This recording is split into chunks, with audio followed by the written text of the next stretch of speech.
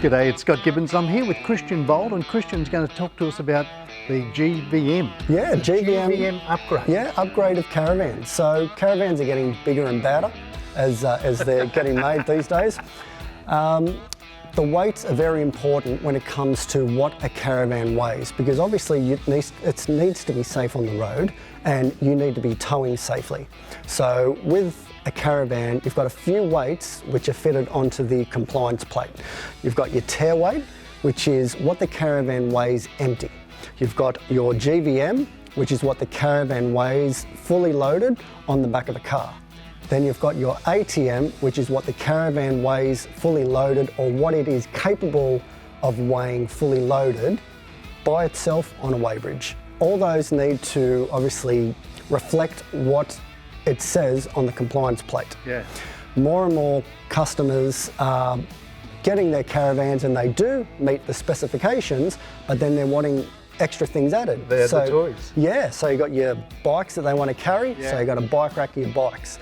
They want to put generators on, they want to put toolboxes on the front. Box. Yeah, they want to put the PVC piping so they can put all their awning arms and everything into it. So it all adds up, and unfortunately people are getting caught by mobile weighbridge stations. So RMS, or Services New South Wales, getting mobile weighbridges set up all in the regional areas. So when people go away, you find that, especially out west, so your Bathurst, your Orange, they're pulling people up, they're making them take their caravans over this mobile weighbridge, getting the weight, and if you're overweight, then they will make you take out what is necessary to bring it back into alignment with what's on the compliance plate. On the side of the road. On the side of the road, yeah. So if you've got too many kids? Got too many kids? Yeah, well hopefully the kids are in the car and not in the caravan.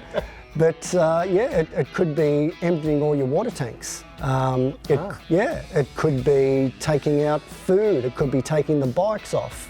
Or the alcohol. Or, well, yeah, unfortunately, yeah. But all this is being done, and what we're finding is more and more people are wanting to get a GVM upgrade on their caravan. What is involved in a GVM upgrade isn't just bringing it to us and saying, oh yeah, can you change the numbers on the compliance plate? We need to make sure there's a few things that are capable of taking that extra weight. So firstly, the chassis. The chassis needs to be capable of getting that upgrade to the weight that you want. You've got your braking system. If you've only got a 10-inch drum braking system, and you want to go to another level which requires a 12-inch braking system, you need to get your brakes changed, your suspension, your axles. All this needs to come into, wheels, rims, tyres. All that comes into consideration when doing the upgrade.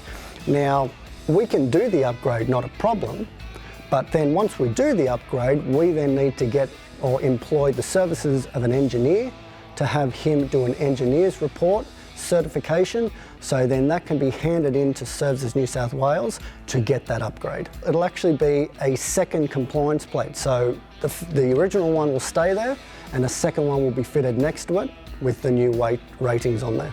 Fabulous. So there you go. If you want to have a GVM done on yours, you've got to talk to Christian Bold, because he'll make it happen. If it can happen, he will do it. If you want to find out more, you go to boldtcrc.com.au. boldtcrc.com.au.